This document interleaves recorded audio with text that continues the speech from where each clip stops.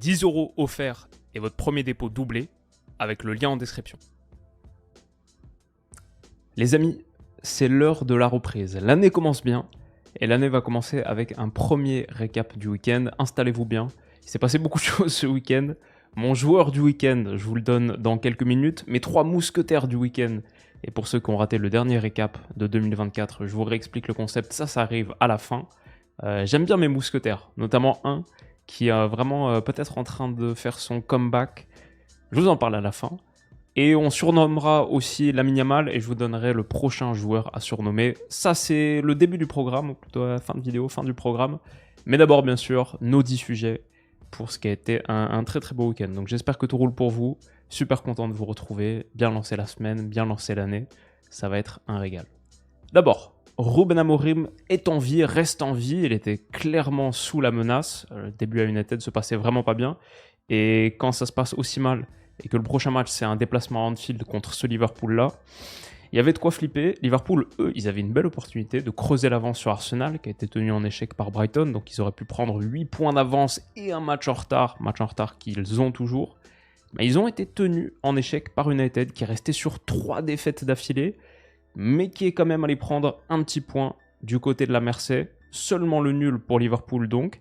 Et après, il y a toujours des actions de grande qualité. J'ai adoré regarder ce match. Franchement, je me suis mis hier soir. Original, pas si courant que ça. Je me le suis pas mis dans le bureau, mais sur ma vraie télé, dans le salon, tranquille. C'était bon, pour un petit dimanche soir, c'était super cool. Et non seulement il y avait de l'action, surtout en seconde période, ça s'est vachement emballé, mais il y avait des actions, des séquences de grande classe, encore comme Liverpool en est capable. Les petits mouvements de Ryan Gravenberch dans le dos, là par exemple, de Rasmus Højlund, pour être alerté par Luis Diaz dans une énorme poche d'espace. Gravenberch, pour moi, c'est toujours autant un kiff de le regarder. Peut-être j'aimerais vous faire une vidéo entière sur lui bientôt. Mais ouais, de belles séquences. Ça, c'est une action. Ensuite, il va transmettre le petit ballon dans l'intervalle pour Cody Gakpo. Ça va faire une occasion dangereuse. Sinon, là, Van Dijk qui montre aussi une très belle qualité de passe. Encore plus, je trouve, sur cette saison. Maintenant qu'il peut trouver Gravenberch en 6, qui là se retourne, contrôle jambe éloignée. Bameynou se retourne face au jeu. Tellement de beaux mouvements comme ça. Il va finir par aller déclencher une frappe non cadrée. Mais petite percée, même après le contrôle. Et j'ai revu celle-là sur le Reddit. Ouais, ça c'était sympa aussi, le Reddit Soccer. Quand Gravenberch est à ce niveau-là, forcément Liverpool a du jeu. Et Gakpo, le but de l'égalisation, c'était pas mal non plus sur ce petit ballon de McAllister dans le demi-espace, même couloir gauche. Bas Matthijs de Ligt l'envoie valser avec une petite feinte de frappe. Derrière, bas André Onana, magnifique conclusion.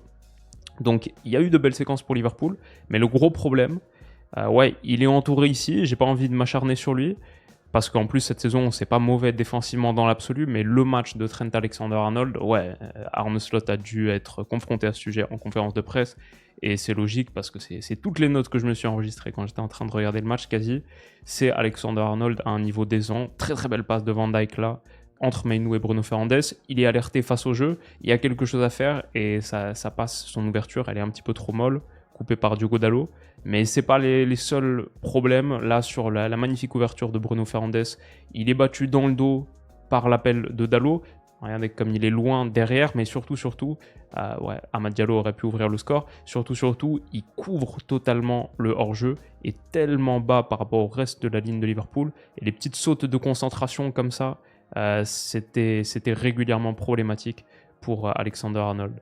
C'est de là d'ailleurs que vient le but de l'ouverture du score de Lisandro Martinez, relance plein axe, pourquoi pas, on le sait capable de ces passes masquées, cassées un peu comme ça, et malheureusement là ça passe pas. Ok, c'est intercepté par Lisandro Martinez qui était très agressif, qui a fait un bon match bien sûr, mais après quand ça revient sur Bruno Fernandes, peu d'engagement sur son duel, il laisse un petit peu trop la charge de cette action à peut-être Gravenberch, il se dit ok, et peut-être un petit écran de Mainoo, mais même derrière quand Bruno Fernandes réussit la petite passe masquée intérieure pour Lisandro Martinez qui est resté aux avant-postes, il n'est pas sur son vis-à-vis, là pour le coup il est beaucoup trop haut par rapport au reste de sa ligne, donc ça a été très difficile, et c'est là que Lisandro ouvre le score. Très difficile pour Alexander-Arnold, même sur des trucs comme genre des ballons comme ça aériens, en pleine surface, il saute pas pour aller contester un duel, il attend que ça rebondisse pour peut-être ensuite le jouer un peu plus au sol, mais du coup il se fait totalement dégager par Rasmus Højlund là, qui plante son corps devant, mais il n'y a vraiment aucune... c'est un peu inacceptable ça défensivement. Donc entre naïveté, manque d'engagement, l'entrée de Connor Bradley par exemple, en une vingtaine de minutes, il a plus apporté peut-être qu'Alexander Arnold sur ce match. C'était vraiment un match, une rencontre sans pour lui.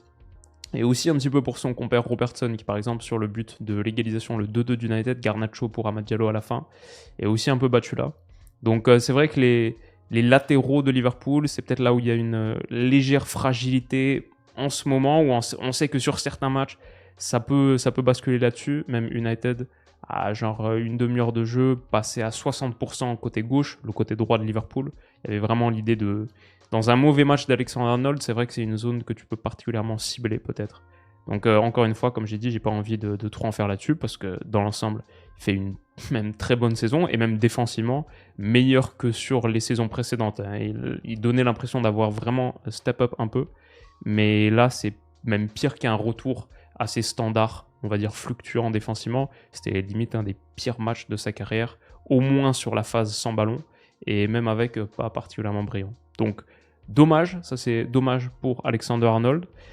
Comme on a dit, c'était pas le seul qui était fautif là-dessus.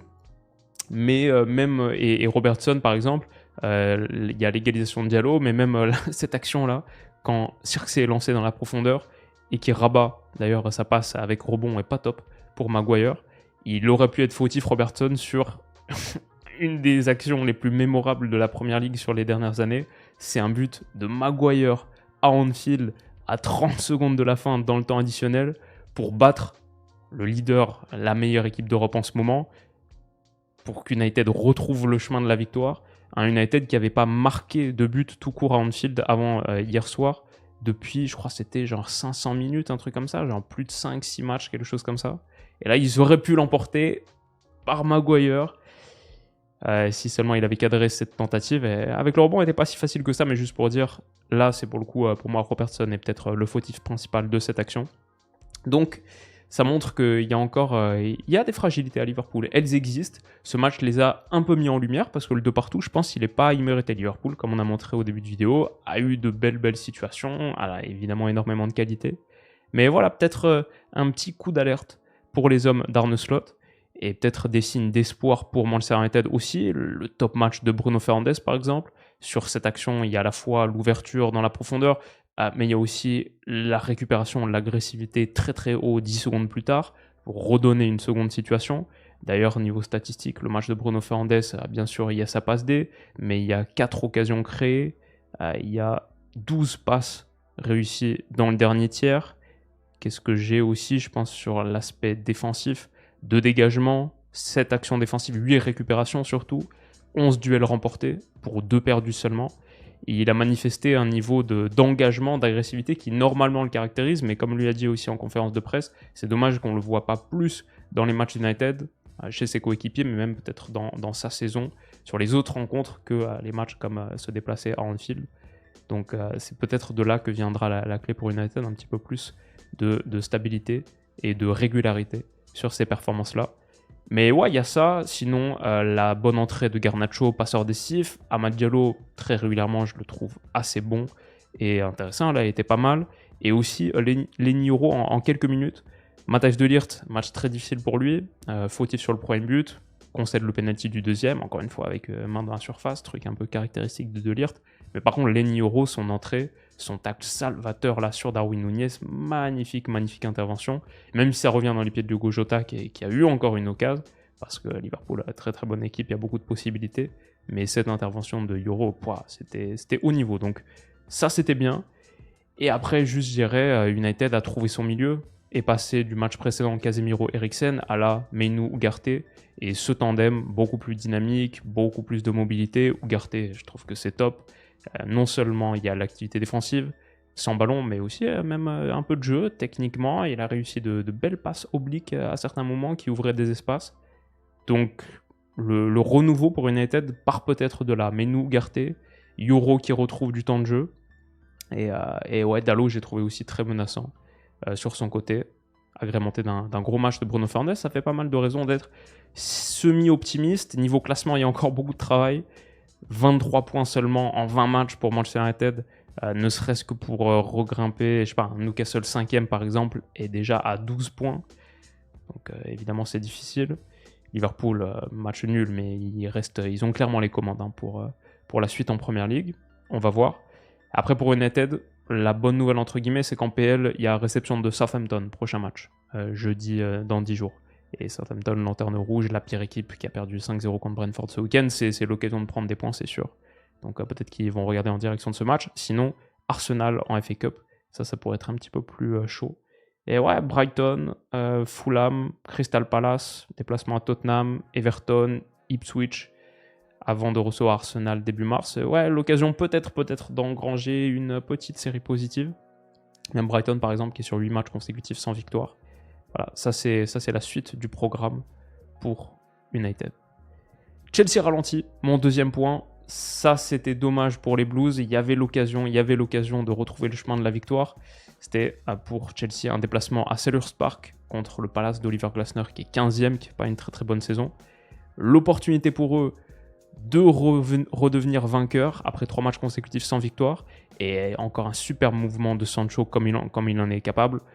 Magnifique percée, magnifique feinte, puis magnifique percée. Il sert Palmer qui marque déjà son 13e but de la saison en Première Ligue. Très vite, ils ont ouvert le score, comme ils en ont un peu l'habitude. Bonne première mi-temps, et après faiblir en seconde. Mateta a égalisé à la 82e minute. Ça fait malheureusement pour Chelsea que 2 points pris sur 12 possibles sur les 4 dernières journées de Première Ligue. Et le problème, c'était que c'était le moment pour eux de prendre des points, clairement. Everton, 0-0, défaite contre Fulham, défaite contre Ipswich Town, et ce nul-là, donc, contre Crystal Palace.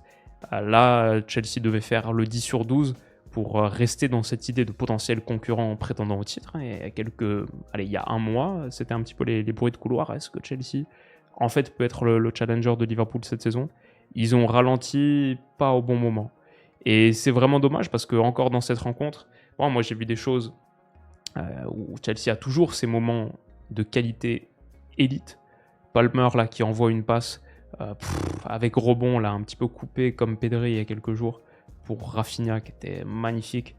C'était contre, je me souviens plus contre qui c'était. Mais en tout cas, cette passe de Palmer, splendide. Pour Jackson, qui a un contre un joué.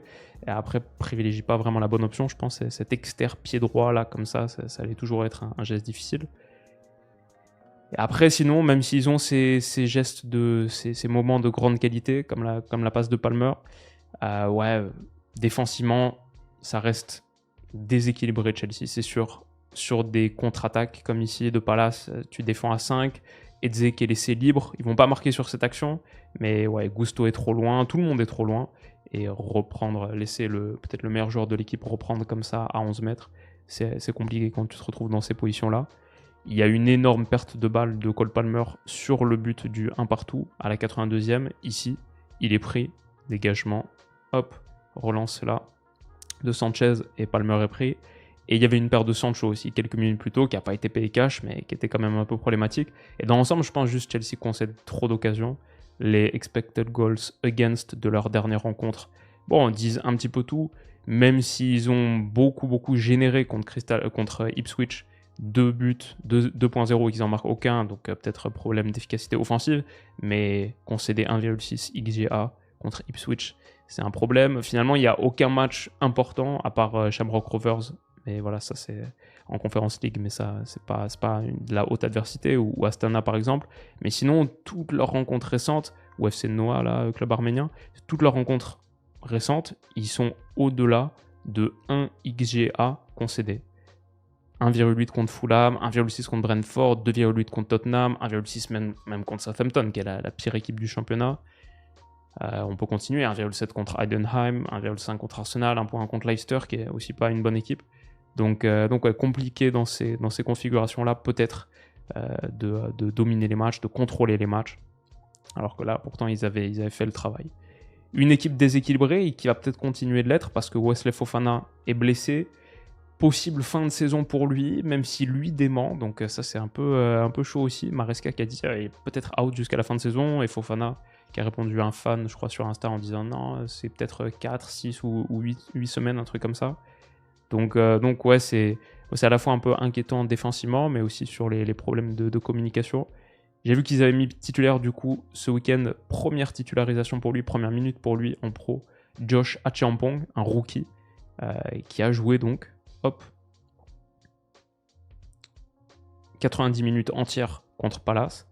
Et il a été préféré à Disasi, il y a la blessure de Badiachil aussi, donc Chelsea va peut-être chercher à se renforcer sur le mercato hivernal, sur les défenseurs centraux. C'est pas catastrophique pour eux, même si ça fait 4e match consécutif sans victoire en Première Ligue. C'est pas catastrophique, il reste 4e. Forest joue ce soir contre les Wolves, donc il pourrait voir le top 3 se détacher un petit peu. Arsenal est à 40 points, Forest pourrait passer à 40 aussi. Et derrière, c'est vrai qu'il y a Newcastle à 35, City à 34, Bournemouth à 33, Villa à 32. Cette 4e place, elle va être très très contestée. Mais c'est pas une bonne opération, c'est sûr, de seulement faire le nul. Mais bon, ils restent encore en commande de leur destin pour aller chercher une qualification pour la Champions. Le reste de la Première Ligue, et ouais, là par contre sur l'occasion, la paire de balles de Sancho, je voulais dire très très belle intervention par contre de Levi Colwill, qui lui va être hyper important sur les prochains mois. Le reste de la Première Ligue, un beau week-end en Angleterre, parce qu'il s'est passé beaucoup de choses. D'abord, si on parle un petit peu du duel à distance Chelsea-Newcastle pour cette 4e ou 5e place qualificative potentiellement pour la Champions, la 5e, mais même la 4e, et c'est aussi parce que Newcastle, eux, l'ont emporté à Tottenham, ont fait la très très belle opération. Pourtant, ils avaient concédé le premier but du match et Botman qui était de retour, on en parlait dans la vidéo d'analyse sur Newcastle, la longue détail que j'ai faite semaine dernière, on parlait du retour de Botman qui allait être important pour eux, potentiellement avec Fabian Schär, Dan Burn un petit peu recentré à gauche comme ça. Ça restait du bricolage, même si Dan Burn fait une bonne saison. Ok, retour de Botman, malheureusement, il est battu par Solanke sur le but de l'ouverture du score. Mais après, ils ont continué de montrer les principes qu'on leur connaît, qu'on avait étudiés, la pression, cette pression tellement intense, la position de Bruno Fernandes, de Sandro Tonali comme ça qui vient agresser Pape Matar Sarr. C'est cette pression qui a permis, même s'il y a une faute de main de Joelinton qui n'a pas été sifflée sur la passe de Lucas Bergwall, c'est cette pression qui permet la récupération de Bruno Guimaraes haut, qui décale Anthony Gordon, qui finit, encore un but pour lui, il est vraiment en feu en ce moment. Un partout, il y avait cette main, Postecoglou était dingue. Après, l'idée, c'est qu'elle est collée au corps et dans une position naturelle. Ça pose problème parce qu'il n'y a pas si longtemps en Première Ligue, il y avait cette règle que toute main, même non intentionnelle, même une main qui ne serait pas jugée fautive ailleurs, toute main impliquée dans le build-up d'une action de but invalide le but. Mais c'est plus le cas. Je crois que c'est plus le cas depuis le début de cette saison actuelle. Donc, comme vous pouvez vous l'imaginer, ça continue de faire masse de polémiques en Angleterre, mais toujours est-il que si on se recentre plus sur le jeu que sur l'évolution des décisions arbitrales, c'est cette pression haute. C'est Sandro Tonali qui vient agresser ici, c'est Murphy qui est haut, c'est Isak qui vient sur Archie Gray, c'est Bruno Guimaraes qui peut intervenir sur Pape Matar Sarr, sur Bergwall. C'est tout ça qui pousse Matar Sarr à une passe un peu mal ajustée. Bergwall doit aller chasser, il est plus en contrôle, et c'est là que Joelinton va pouvoir surgir et couper la transmission et initier cette récupération haute qui donnera le but. Donc bon, c'est quand même les intentions de jeu, et on voit qu'il y a Dan Burn ou Botman qui étaient prêts à surgir ici. C'est quand même les intentions de jeu qui sont récompensées pour Newcastle. Aussi, Botman, il est bien revenu dans son match. Frappe contrée là sur Solanke, magnifique bloc. L'agressivité hyper haut là, encore une fois, pour gagner un duel sur Solanke. Donc progressivement, il est vraiment revenu dans ce match et dans ce combat contre un beau client, Dominique Solanke. Ça, c'était plutôt une bonne nouvelle pour Newcastle. Qu'est-ce que j'ai aussi? Sinon, bien sûr, Jacob Murphy, là, dans l'intervalle, ces petits appels intérieurs, comme on avait analysé. Bruno Guimaraes dans le dernier tiers, comme on l'avait montré aussi, qui est capable de tirer les ficelles et de mettre des ballons vraiment fins. Ça a donné la plus grosse occasion du match pour Newcastle avant l'égalisation d'Isak. Boum, service, avant le but du 2-1 d'Isak, je veux dire. Boum, service. Isak, waouh, ça passe à rien. Mais c'est une action très similaire, encore un centre de Jacob Murphy. Et là, Dragusin qui dévie dans les pieds d'Isak, qui est très heureux de finir. C'est là-dessus que Newcastle marque le 3e et dernier but du match, le but du 2-1. Il célèbre. Eddie Howe peut être content, c'est une très belle opération pour eux. Tottenham, franchement, a poussé, a eu beaucoup de beaux mouvements, de bonnes occasions, aurait mérité au moins un point, peut-être plus. Mais j'ai aussi vu des mouvements de grande qualité de Newcastle, dont on sait qu'ils sont capables. Encore une fois, cette axialité, ce bélier d'Eddie Howe, dont on a parlé la semaine dernière, il était très visible, notamment sur les transitions. Tout est tellement concentré vers l'axe. Et cette agressivité, cette résilience, la force mentale qu'ils ont montré aussi, ils ont vraiment ce qu'il faut pour faire une très belle saison. Et ouais, ils sont pas mal du tout même, nos amis de Newcastle, qui sont sur 6 victoires d'affilée désormais en Premier League. Ouais, c'est très très costaud. Et même contre Tottenham, mine de rien, même s'ils ont concédé des choses à la fin, ils ont souffert à la fin. Un poteau pour Tottenham par exemple. Bon, 2,4 XG contre 0,9 encaissé. Sur tous leurs matchs, 3,8 à 0,2 contre Leicester, 2,3 à 0,7 contre Ipswich, 2,7 à 0,3 contre Aston Villa, 1,9 à 0,8 contre United. Brentford, c'était pas en Premier League. J'ai dit 5 victoires d'affilée. 6 victoires, c'est 5 en Premier League, mais 6 toutes compétitions confondues. Ah, ils sont chauds, nos copains de Newcastle. Et alors, il y avait Newcastle en Premier League, voilà, qui va désormais jouer Arsenal demain, match aller de la demi-finale de Carabao Cup. Et donc, il y a les copains d'Arsenal qui ont le gros problème d'avoir Bukayo Saka out sur au moins les 2 prochains mois. Du coup, c'est Ethan Nwaneri qui l'a remplacé titulaire contre Brighton ce week-end. Et il a marqué au bout de 16 minutes de jeu, incursion, un but très Saka-esque. Pied gauche, pénétration, frappe enroulée comme ça pour aller chercher le poteau opposé. Magnifique geste. Et c'est comme ça qu'Arsenal a ouvert le score. Mine de rien, pour Nwaneri, c'est son 2e but en Premier League et 5e toute compétition confondue de la saison, parce qu'il y en avait 3 en League Cup aussi. Brighton, ouais, voilà, pas mal pour lui. Brighton a égalisé sur un penalty provoqué et transformé par João Pedro, qui est porté le brassard de capitaine pour la première fois cette saison. C'est son premier but en Premier League depuis fin novembre, 5e, pour ajouter à 5 passes décisives cette saison dans l'élite. Et c'est un match nul qui, on est honnête, fait plaisir à personne, parce que Brighton et Arsenal, ils sont là. Arsenal, du coup, lâchait un petit peu de l'Est, et avec le nul de Liverpool, pas capable de revenir un petit peu dans la roue. Brighton reste 10e, c'est leur 8e match consécutif en Premier League sans victoire, 6 matchs nuls sur les 8. Ouais, ils font un petit peu du surplace. Et pourtant, c'est dommage parce qu'une équipe comme ça qui est capable de finir sur son quatuor offensif avec Mitoma, Jorginho Rutter, Yacouba Minte, João Pedro, un Carlos Baleba dans le tandem aussi que j'aime beaucoup. Ça, c'est une belle équipe. Et même en face, Arsenal, il ne serait pas contre avoir un petit peu de ce talent offensif parce qu'avec Saka out en ce moment et le fait d'avoir même perdu Ethan Nwaneri qui a été sorti du coup, alors que ouais, le petit jeune, la belle histoire, 17 ans, qui est en train de percer, marque des buts. Malheureusement, même lui, il se blesse. Franchement, Arteta n'a pas de chance, que ce soit les décisions arbitrales ou les blessures. Et le secteur offensif d'Arsenal, ça me nuise. Donc on verra ça sur les prochaines semaines, prochains mois. On verra ce que ça coûte. Mais ils auraient bien besoin de la qualité offensive qu'à Brighton, que Fabian Hurtzeler arrive pas trop pour l'instant, en tout cas récemment, à faire fonctionner ensemble. Et alors que pourtant, honnêtement, moi je trouve le talent est là. Et après, peut-être 2 derniers trucs en Première Ligue dont on peut discuter brièvement, c'est que... non, ça je voulais en parler d'abord, avant tout. On connaît l'appétence d'Arsenal pour les coups de pied arrêtés, les combinaisons un petit peu malines. Il y en a un qui m'a marqué, donc je voulais vous le montrer brièvement. C'était sur ce coup franc excentré de Declan Rice, c'est Mikel Merino qui a une grosse occasion. Et le truc qui m'a marqué, c'est comment ça se fait qu'il soit pas hors jeu. Tout le monde à Brighton lève la main en plus après.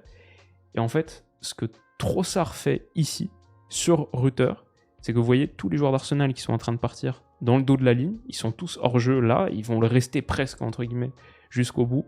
Ce qui change, c'est pas que hop, tout le monde passe devant son homme au moment où le coup franc est tapé, c'est que Trossard pousse Rutter et le ceinture et il l'amène avant que Rice exécute le coup franc, il l'amène derrière les joueurs d'Arsenal. Donc il fait baisser manuellement, il prend les choses entre ses mains et il fait baisser manuellement la ligne du hors-jeu. Hop, regardez, il l'a ceinturé Rutter et il l'a amené là. Du coup, la nouvelle ligne du hors-jeu, c'est ça. Et tous les gars d'Arsenal qui partent devant leurs hommes se retrouvent désormais en jeu. Alors c'est dommage, mais Merino n'en a pas profité. Mais c'est le genre de malice avec laquelle, à la limite de la régulière, il faut le dire, le genre de malice avec laquelle Arsenal joue ses coups de pied arrêtés offensifs. Voilà, ça c'était pour nos amis les Gunners. Du côté de Manchester City, qui renoue avec la victoire, 4-1 contre West Ham, ça leur fait du bien. Haaland, un doublé, mais c'est Savigno qui était l'homme du match. Il était vraiment excellent. 1 contre son camp provoqué, 2 passes décisives données, dont celle-là sublime. Pouah, quel geste pour Erling Haaland dans le dos. Il a été top et il a vraiment donné la migraine totale à Tsoufal, qui a été buteur contre son camp. Haaland, mine de rien, 16 buts. Donc ouais, c'est pas la pire saison du monde pour lui, comme on pourrait l'entendre parfois. Et West Ham, pour le coup, avec un quatuor offensif de cette qualité, c'est vrai que c'est un peu décevant aussi. Kudus, Paqueta, Christensen Somerville, Niklas Füllkrug qui a marqué. Mais un West Ham 14e là, on se dirait qu'avec Lopetegui, il pourrait faire un mieux. Mais mes saisons très décevantes pour les Hammers pour l'instant. Et enfin, juste la dernière chose qui m'a marqué en Première Ligue, c'est la victoire de Brentford 5-0 et surtout Bryan Mbeumo, un doublé plus une passe décisive. Ça le fait passer à 13 plus 3 pour la saison. 13 buts déjà pour Bryan Mbeumo. On se disait, est-ce que sans Ivan Toney cette saison, il allait pouvoir prendre le relais offensif? On a dit que c'était l'homme à suivre de Brentford, parce que c'est le meilleur joueur avec le départ de Toney, mais il allait avoir beaucoup de charges. Et bah franchement, la charge, il la porte sur ses épaules. Il aurait pu avoir plus de passes décisives encore, des petites déviations magiques comme ça, dos au but, malgré son petit gabarit. Franchement, son pied gauche surpuissant, sa qualité, sa hargne, c'est un sacré joueur, le petit Bryan Mbeumo. Et, il a fait un top match. Donc ouais, continuez de suivre Brentford, même s'ils sont pas extraordinaires cette saison, mais par contre Mbeumo, ouais, les cadors vont venir toquer à la porte pour le prendre, c'est sûr. Le Real de Jude. Alors, ouais, Valence a un nouvel entraîneur, Carlos Corberán. Et ils ont été proches de retrouver le chemin de la victoire contre le Real. Mais Hugo Duro, son but de l'ouverture du score, a été annulé par l'égalisation de Luka Modric sur un service de Jude Bellingham en pivot comme ça à l'entrée de la surface, magnifique et tellement dur à contrôler. La vraie tour de redistribution comme ça, un énorme pivot et Modric qui finit extérieur du pied gauche. Ouais, il a aussi l'extérieur du pied gauche, il a aussi le putter vissé sur le pied gauche. Magnifique geste, 85e minute pour égaliser. Et après, Bellingham, dans le temps additionnel, qui finit sur cette récupération haute. La grosse erreur de Guillamon, je crois. Et Bellingham qui finit devant Dmitrievski. Ça fait 2-1, 95e minute. Le Real arrache la victoire. Et Jude a été au top. Un penalty raté, ok, c'est vrai. Dmitrievski était devant sa ligne au moment où il est tiré. Donc apparemment, la règle, c'est que si il est fautif comme ça, mais que c'est pas lui qui stoppe le penalty, comme le penalty est considéré comme non cadré, comme il a touché le montant, et bah du coup dans ce cas-là, apparemment, il n'est pas retiré. Parce que bon, chacun peut en penser ce qu'il veut. Mais bon, le fait est, ça reste penalty raté par Bellingham. Par contre, le reste du match, c'était pas trop un problème. Et la période que Bellingham est en train de vivre en ce moment, ce but-là, dans le temps additionnel pour arracher la victoire, ça fait son 7e but en 8 matchs de Liga. On peut ajouter à ça 4 passes décisives aussi. Il est vraiment très costaud et au-delà de 7 buts, 4 passes, il y a ce penalty raté, ok, mais il y a par exemple 3 interceptions, 6 récupérations, le volume défensif et même le volume tout court parce qu'il a aussi provoqué 6 fautes dans ce match. On rappelle, Bellingham, il a encore que 21 ans, c'est quand même un délire. Le volume qu'il a, bon, c'est pas le même volume offensif dans la zone de finition que la saison dernière, il n'a pas les chiffres de la saison dernière, mais bon, ce Real a aussi changé un petit peu de physionomie. Et le reste, lui, il est là. Donc il reste toujours aussi indispensable. Ce qui m'intéressait aussi dans ce match, c'est la récupération de Vinicius à la base de cette action-là. Agressivité hyper haute comme ça. Vinicius qui peut-être peut devenir un joueur plus défensif, qui réussit ses actions de pression. Et c'est là que Mbappé est allé provoquer le penalty raté par Jude. Ça m'intéresse peut-être plus que la polémique autour de Dmitrievski devant sa ligne, oui ou non. Cette récupération haute, cette agressivité montrée de plus en plus, peut-être par les joueurs offensifs, il faut le souhaiter. Et après, bien sûr, quand tout ce beau monde combine, Vinicius, Jude, Mbappé, Rodrigo, ouais, il peut y avoir des actions sympas. Et cette action-là, ça aurait donné encore une passe D pour Bellingham, qui est intenable dans cette zone, ses contrôles orientés, avec ses longues jambes, et tellement dur à verrouiller. Et il donne le petit ballon magnifique. Mbappé part juste à la limite du hors-jeu, efface Dmitrievski, magnifique action. Mais ouais, il était parti juste un petit peu trop vite. Mais quand même, dans ces moments-là, on voit que Jude, Vini, Mbappé, quand ça combine bien, ça peut rester très fort. Je dirais ça du match de Jude. Il est mon joueur de la semaine, mon joueur du week-end, parce qu'il a été tellement influent malgré un penalty raté. Et je dirais que l'entrée de Camavinga était sympa aussi. Il a joué 20 petites minutes à la fin, dans une position latérale gauche, pas son rôle, le rôle qu'il préfère, mais quand même 11 ballons touchés dans le dernier tiers, 4 actions défensives, 2 récupérations, 4 duels remportés sur 5 tentés, joués. tu es juste techniquement actif à la pression. Lui aussi est très jeune encore. Et ouais, top joueur, ça mérite de le distinguer. Après, le Real aurait pu concéder l'égalisation 99e sur cette frappe totalement lunaire. Leurs problèmes ne sont pas parfaitement réglés. Il y a aussi eu ce rouge de Vinicius problématique. Il y a un comportement immature sur ce geste, clairement, qui aurait pu coûter tellement plus cher au Real, qui est mené 1-0 à ce stade du match. Mais voilà, à la fin, ça fait quand même 6 victoires, 6 matchs sans défaite consécutivement pour le Real. Et le joueur du week-end qui a quand même frappé assez fort. Les ennuis du Barça. La situation du Barça, il y a d'abord les bonnes nouvelles. Cette victoire contre Barbastro là, en Cup, en Coupe, en Copa. C'était le match du Barça, une nette victoire 4-0. C'était un match qui se sont rendus moins difficiles qu'il y a quelques années, quand ils avaient joué dans ce même stade, contre cette même équipe. Et Robert Lewandowski, un doublé, il retrouve le chemin des filets après quand même, je crois, 3 rencontres d'affilée sans marquer. Donc ça fait du bien, ça aussi c'est une bonne nouvelle. Araujo qui était de retour dans le 11, de retour de blessure 6 mois après l'avoir foulé. La pelouse, la dernière fois c'était quand il s'était blessé Copa América avec l'Uruguay. Donc ça c'est bien. Et qu'est-ce qu'on a? Un rookie, Tony Fernandez, qui a fait ses toutes premières minutes avec le Barça. À 16 ans, c'est le deuxième plus jeune joueur de l'histoire du Barça derrière celui qu'on connaît, celui qu'on va surnommer dans quelques minutes. Et tout ça, c'est les bonnes nouvelles. Les mauvaises nouvelles, c'est que la situation du Barça, malheureusement, en ce moment, elle se joue plus hors terrain que dessus. Et Dani Olmo, là, l'imbroglio Dani Olmo, le gros problème de Dani Olmo, j'ai l'impression qu'il est en train d'empirer. Je suis pas du tout convaincu que ça va bien se dénouer. Le Barça en est un petit peu au dernier recours. Ils vont, si j'ai bien compris, adresser une plainte au Conseil supérieur du sport, qui est l'institution gouvernementale, la plus haute autorité sportive en Espagne, pour essayer au moins de provisoirement pouvoir faire jouer Dani Olmo, en attendant peut-être de faire valider ce truc des sièges VIP, mais même ça, normalement, ils sont hors délai. C'est une situation méga complexe, et ça concerne aussi Pau Victor. Donc ouais, ça c'est les problèmes économiques et financiers du Barça qui continuent. Et ça c'est le gros enjeu pour un club qui a de sacrés matchs qui arrivent. Il y a l'Athletic Bilbao en demi-finale de Coupe d'Espagne, là, c'est mercredi, dans 2 jours. Et si le Barça l'emporte, et si le Real l'emporte de son côté contre Majorque, c'est un classico en Super Coupe d'Espagne dimanche. Gros match à ultra haute exposition, face à un Real qui en ce moment est sur une bonne série.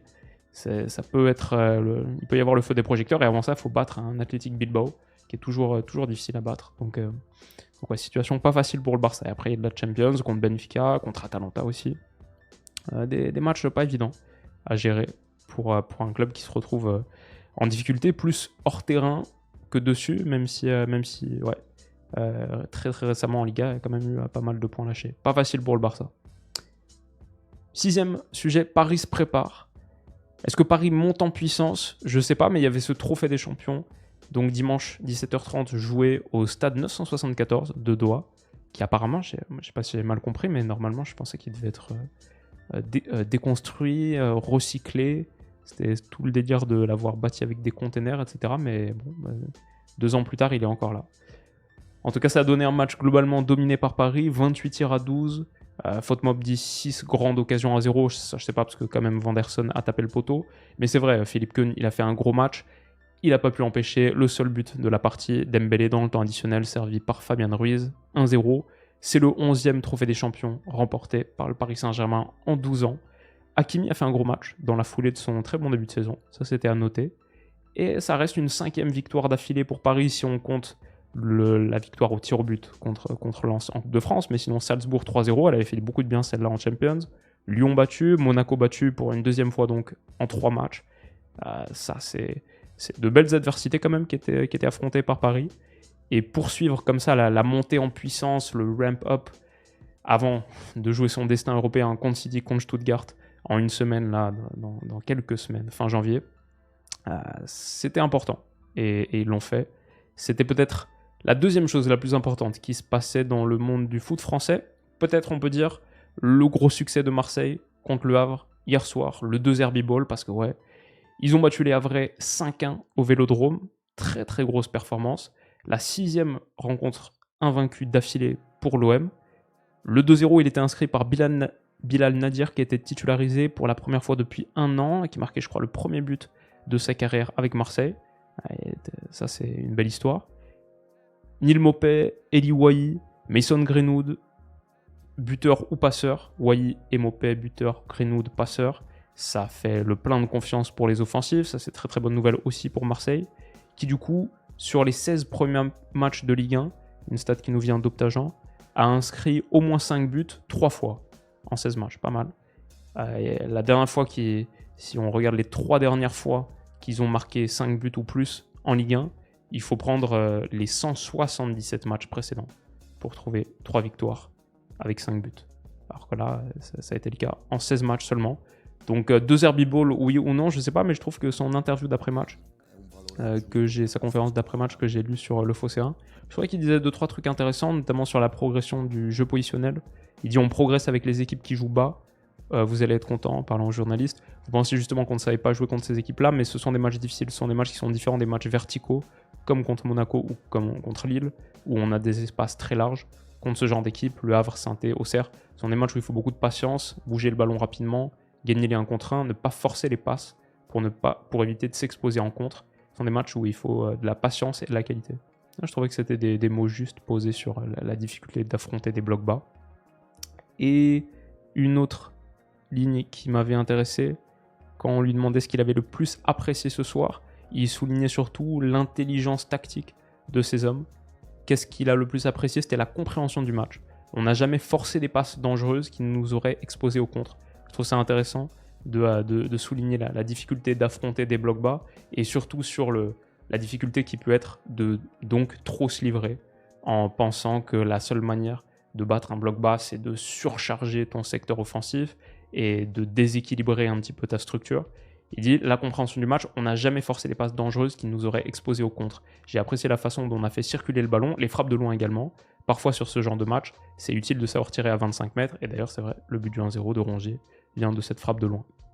Apprécier la réaction à la perte, on avait la rage pour récupérer le ballon à chaque fois, et ça donne du rythme au match. Un match ne peut pas se rythmer uniquement sur les phases de possession, quand on fait circuler le ballon, mais également quand on perd la balle et qu'on la récupère. Et ça m'a beaucoup plu. Greenwood, Rabiot, Nadir, Luis Enrique ont eu des réactions très fortes à la perte de balle. Et ça, pour moi, c'est la clé pour bien entrer dans ce genre de match. Donc ouais, je trouve intéressant ces conférences de presse où on entrait un petit peu, au moins dans la profondeur de l'analyse tactique. Et des mots qui me semblent très, c'est pas à moi de juger, mais en tout cas, j'ai bien aimé lire cette conférence de presse. Ok pour l'OM. En Italie maintenant. Ça, c'était un match très très important de Serie A. Naples qui prend les devants en battant Lazio à Florence, au stade Artemio Franchi, 3-0. David Neres, top premier but. Superbe incursion en finition sous la barre, magnifique. Le man of the match pourtant. Il y a moins que tu le donnes à McTominay, parce qu'il est très très bon cette saison. Et dans ce rôle-là de rôdeur, où il est très très haut, souvent aux côtés de Romelu Lukaku, lui... à la base, McTominay, milieu central, bon, il joue très très avancé sous Conte, mais on le voit, quasiment la même ligne que Lukaku. Sur cette action, l'action du 3-0, et la perte de balle de Pietro Comuzzo, dont on parlait justement l'autre jour, il surgit et il finit un petit peu comme le genre de but qu'il a marqué avec l'Écosse, je me souviens, qualification pour l'Euro, notamment contre l'Espagne, quand il marquait, voilà, entrée de surface, des frappes bien cadrées comme ça. Ouais, très très chaud, Scott McTominay, et un Napoli donc, qui peut compter sur lui pour générer pas mal de volume offensif. Il est le 2e joueur de l'équipe avec le plus de tirs par match, 2e derrière Kfara, mais devant Lukaku par exemple, avec 2 tirs par match pour McTominay, Lukaku seulement à 1,7, Kfara quasiment à 3, 2,9. Mais ouais, intéressant le rôle de McTominay, je trouve. Et en tout cas, ça profite bien à Naples, qui avec 44 points donc, se retrouve après 19 journées, tout en haut de la Serie A. C'est 3 points de plus que l'Atalanta, mais un match en plus aussi. Et c'est 4 points de plus que l'Inter, mais avec 2 matchs en plus. Donc l'Inter quand même est la meilleure équipe des 3, je pense, a son destin entre ses pieds pour repasser devant. Mais ils ne pouvaient pas le faire ce week-end parce qu'ils jouaient de la Supercoupe d'Italie. Et ils vont rattraper un de leurs matchs en retard mercredi là contre Bologne. L'Atalanta, son match en retard, c'est contre la Juve, donc ce ne sera pas évident. Naples s'est bien placé. Mais ouais, Inter, AC Milan aussi qui jouait la Supercoupe. Ça, c'était les matchs de Serie A donc qui n'ont pas pu être joués. Et en Supercoupe, l'Inter a battu l'Atalanta 2-0. un doublé de Dumfries, le premier là qui vient de ce ballon, le deuxième pardon qui vient de ce ballon de Di Marco, son incursion de côté à côté, magnifique finition, et encore une fois, c'est le lieutenant de la largeur qui frappe encore, un doublé d'un piston, passe décisive d'un autre, magnifique cet Inter. Et l'AC Milan l'a aussi emporté, ce sera donc une finale de Supercoupe Inter AC Milan, magnifique, et c'est ce soir à 20h. Mais l'AC Milan l'a emporté contre la Juve, c'était pourtant la Juve qui avait ouvert le score. Un Kenan Yildiz très remuant, servi là dans le dos par Mbangula, magnifique finition. Et là aussi sur ce ballon haut, très beau contrôle, accélération derrière entre Thiaw et Théo Hernandez, il bute sur Maignan. Mais ouais, il y avait de bons mouvements côté Juve, mais ce penalty vraiment bête pour le coup concédé par Locatelli, et un contre son camp atroce, pas vraiment de sa faute, mais il est très malheureux et il est horrible visuellement, ce contre son camp concédé par Gatti, ont eu raison de la Juve. Pour la première de Conceição, c'était une victoire importante. Et maintenant, il a l'occasion, au bout de 2 matchs, d'aller prendre un titre contre les 2 grands rivaux de l'AC Milan. Grosse finale ce soir donc. En Italie, il y avait un dernier match important quand même, c'était le derby de Rome, dimanche soir. Pellegrini ouvre le score, magnifique, lui en tant que capitaine. Magnifique premier but, son premier but de la saison. Et depuis l'arrivée de Claudio Ranieri, ça se passe mieux à la Roma. Quand même, il faut en parler parce que là, sur les 4 derniers matchs, 3 victoires, un seul nul, je veux dire, contre l'AC Milan. Ils sont vraiment mieux, ils ont battu Parme 5-0, la Samp 4-1, Braga 3-0, Lecce 4-1. Okay, ils sont tombés contre Comme, ça c'était malheureux. Mais maintenant, en remportant le derby romain, une Roma qui était vraiment en péril, remonte un petit peu progressivement. Donc pour l'instant, sous Ranieri, c'est pas trop mal. Et enfin, le mercato hivernal qui commence à se décanter. Qu'est-ce qu'on a ? Hop, Antonin Kinski, là, qui a rejoint Tottenham avec la blessure de Vicario. Ils avaient des problèmes au poste de gardien. Ils l'ont pris et ils disent pas forcément pour être numéro 2. Hein. C'est sûr pour être numéro 1 en attendant le retour de Vicario. Mais même après avoir, c'est vrai qu'il a totalement explosé au Slavia Prague cette saison, Antonin Kinski, qui a seulement 21 ans. Vitor Reis, dont on parlait l'autre jour, dans les jeunes cracks, le rapport du CUS, il y était parmi les défenseurs centraux, qui est ciblé par Brighton, une somme proche de 30 millions qui est évoquée, mais Palmeiras aimerait le garder encore quelques temps, pour jouer notamment la Coupe du Monde des clubs en fin d'année 2025, en fin de saison je veux dire. Seko Fofana à Rennes, ça c'est officialisé pour une 20aine de millions, Brice Samba pourrait suivre, Jeffinho et Gift Orban quittent l'OL. On a Emmanuel Agbadou aux Wolves pour 20 millions, elle est en train de passer sa visite médicale. Et ouais, après pas mal de rumeurs, la Juve qui cherche toujours des défenseurs centraux, ils ont besoin de se renforcer là, c'est clair, avec les blessures de Bremer, de Cabal aussi à gauche, et ils ont besoin de renforts. Et qu'est-ce qu'on a d'autre ? Par exemple, Chelsea, peut-être Marc Guehi, ils essayent de le faire, ils ont une clause de rappel de Trevor Chalobah aussi, qui pourrait activer peut-être pour se renforcer un petit peu avec la blessure de Wesley Fofana. Qu'est-ce qu'on a ? On a Doniel Malen qui apparemment a un accord verbal avec Aston Villa. Pas d'accord club à club, mais peut-être un package qui se négocierait autour de 30 millions. On a le Rayo Vallecano et James Rodriguez qui se séparent après seulement 4, 5, 6 mois. Malheureusement, ça n'a pas marché, il va redevenir agent libre. Donc dommage, une Copa América. On avait discuté début de saison, on disait ça c'est un petit truc à suivre. Après sa Copa tellement bonne. Malheureusement, ça n'a pas marché pour James qui a très peu joué. On a City qui piste un autre gars dont on a parlé l'autre jour dans le rapport du CUS et les cracks au poste de défenseurs centraux, Abdoukodir Khrousanov, qui pourrait quitter Lens déjà au mercato hivernal, à voir. Je ne pense pas que Lens soit très chaud pour perdre tous ses joueurs, mais on parle de City, j'ai entendu parler de pas mal de gros clubs qui ciblent l'Ouzbek, qui est vraiment tellement fort. Et qu'est-ce que j'ai enfin ? Paul Lopez qui va quitter Girona pour rejoindre le RC Lens. Donc si Samba, c'est pas encore définitivement fait, il y a moyen que ça se fasse quand même quand on voit ce genre de nouvelles. Je crois que c'est le plus important. Enfin, il reste les matchs de cette semaine, et notamment de ce soir, 2 gros. Inter, AC Milan, comme on a dit, en Supercoupe d'Italie. Le Real Madrid qui joue son 16e de Coupe du Roi, mais surtout Wolves, Nottingham Forest. Comme on a dit, Forest, attention, ils peuvent passer à 40 points comme Arsenal, et ils jouent des Wolves qui sont sans Matheus Cunha suspendu. Donc belle opportunité pour eux. Attention à Nottingham Forest. Et sinon après, sur le reste de la semaine, On a pas mal de beaux matchs. Arsenal-Newcastle en demi-finale de Carabao Cup mardi soir. Athletic Barça en demi-finale de Supercoupe d'Espagne mercredi soir. 1 heure avant Tottenham-Liverpool, l'autre demi de Carabao aller. Et Real Majorque jeudi soir en demi-finale de Supercoupe. Ça fait pas mal de belles rencontres en Angleterre et en Espagne notamment. Voilà, je pense que c'est à peu près tout ce que j'avais à vous raconter sur cette semaine. Il reste les mousquetaires. Il reste mes 3 mousquetaires.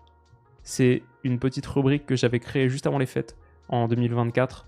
Et c'est les joueurs que j'ai envie de distinguer, qui sont plutôt bien illustrés ce week-end, et dont on n'a pas prononcé le nom en vidéo, et qui n'ont pas été élus mousquetaires par le passé. Forcément 3 nouveaux joueurs dont on n'a pas parlé dans la vidéo du jour. La dernière fois, c'était Jae-Sung Lee, qui avait marqué un doublé avec Mayence contre le Bayern. Il s'était vraiment mis en évidence. C'était John Duran et c'était Alex Isak. Les 3 mousquetaires de cette semaine, d'abord à la 3e position, entre guillemets, sur la première marche du podium, j'ai mis Lucas Tassin, le Stéphanois, parce que pour la première d'Eric Horneland à Saint-Étienne, ils viennent de prendre ce coach norvégien, réputé pour son intensité sans ballon, son pressing acharné. Pour la première d'Eric Horneland, franchement, Saint-Étienne s'en est très très bien sorti. Ils ont retrouvé le chemin de la victoire contre Reims. Première victoire pour eux depuis un peu plus d'1 mois, depuis fin novembre. Des intentions de jeu totalement différentes et des offensifs qui se sont bien distingués. On pourrait parler en défense centrale de Michael Nadé qui a fait un gros match, Bouchouari au milieu aussi, Augustin Boaki, le Ghanéen, doublé pour lui. Mais celui que j'ai choisi, c'était Lucas Tassin, parce qu'il a été acheté 10 millions d'euros en début de saison en provenance de Westerlo. Et pour Lucas Tassin, c'était pas facile sur le début de saison. Il y a eu des moments vraiment vraiment compliqués. Et là, ça c'était à l'agressivité stéphanoise, ballon récupéré haut. Mais Tassin, il marque le dernier but du match. Il a donné une passe D aussi. Il aurait pu avoir même une 2e passe D, grosse occasion ratée d'un Stéphanois. Mais là, sur cette action, à la fois la percée, le crochet magnifique pour effacer son vis-à-vis, et après la petite finition comme ça, par-dessus Yven Diouf, magnifique, magnifique petit piqué, tellement belle cette action, magnifique. Et ouais, pour le gros joueur, le moment où Saint-Etienne a cassé sa tirelire, où les Stéphanois ont cassé leur tirelire, ils en attendaient beaucoup. Est-ce que désormais, ça peut commencer à marcher?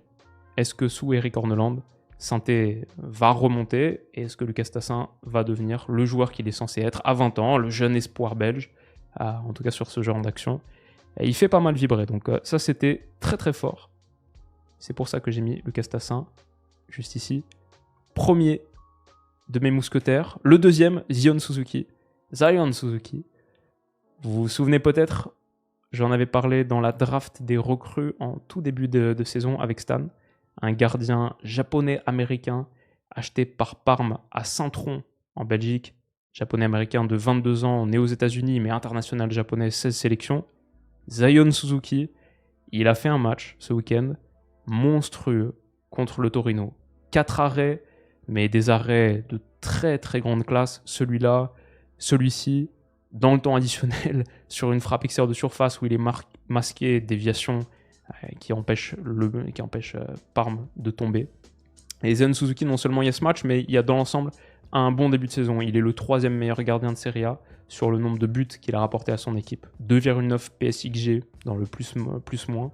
Donc il surperforme nettement. Et ouais, beau début de saison pour celui qui est le plus jeune gardien de Serie A, à 22 ans et 138 jours. Donc j'avais envie de distinguer le copain Zion Suzuki.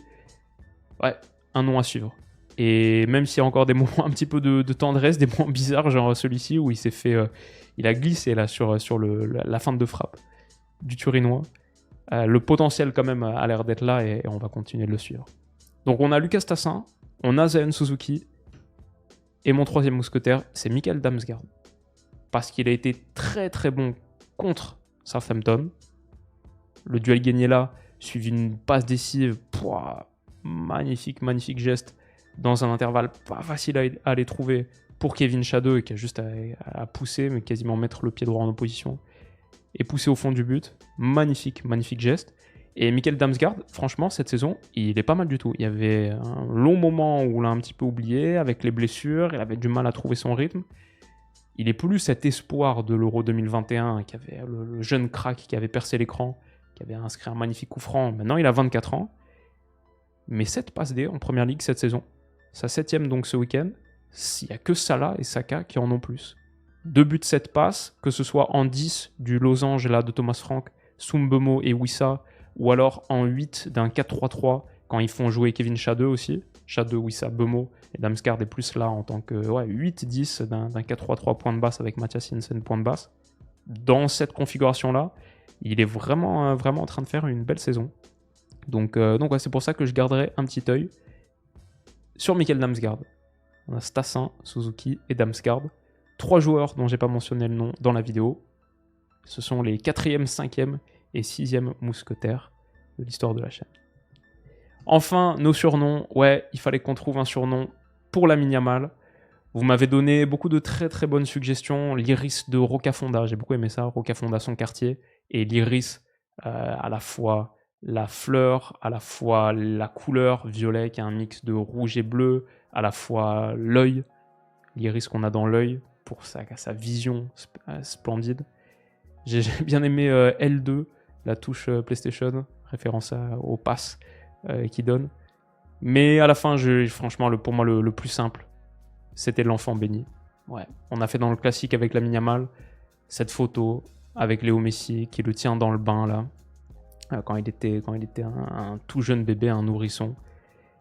Et juste le destin qu'on lui imagine pour peut-être le plus gros crack de la planète qu'on ait vu depuis très très longtemps. Ouais, l'enfant béni pour Yamal, je pense que c'était pas excessif. J'avais bien aimé aussi le bonbon pour le côté délicieux de ses gestes et les bagues aussi. Ça c'était pas mal. J'ai hésité avec ça, mais je me dis un jour quand même il aura plus ses bagues et pourtant il restera à jamais l'enfant béni. Le 5e maintenant c'est Jude. Je vous attends pour Jude. Il est l'homme de cette vidéo, il est l'homme du week-end et il doit avoir son surnom sur la chaîne. Les amis, j'espère que ce petit récap du week-end vous a plu. Donnez-moi toutes vos suggestions pour Jude Bellingham en commentaire. Un petit pouce bleu si ce long récap, on est sur 52 minutes. Waouh! C'est très très long, il y a beaucoup de choses à dire, mais j'espère que ça vous a plu. Format podcast aussi, ça existe. Si parfois en vidéo sur YouTube c'est long, vous avez aussi tout ça sur Spotify, Apple, machin. Ouais, j'espère que ça vous plaît. Et c'était une reprise sympa. On se retrouve très vite de manière pour la prochaine vidéo. Il y a beaucoup de sujets qui arrivent cette semaine. Donc, gardez la pêche, restez en forme, prenez soin de vous et de vos proches. Et on se dit à bientôt. Bisous.